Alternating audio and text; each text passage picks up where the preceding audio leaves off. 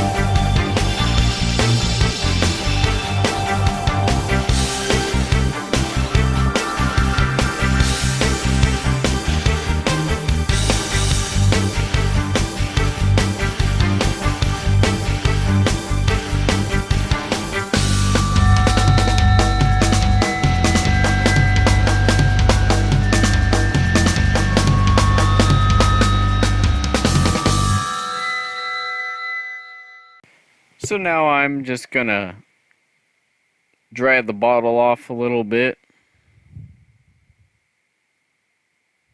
Get the rest of the water best I can out from the inside. We'll see how it looks. So it's not too bad. A bottle been sitting outside over the years. Still has some stuff on the inside, but overall it's greatly improved. It's from Salinas, California. I hope all y'all enjoyed this video of me cleaning up this old bottle that my dad found underneath my childhood home in a trash dump. If you like it, go ahead and give it a thumbs up. I'll see each and every one of you very soon. Hope you have a great day.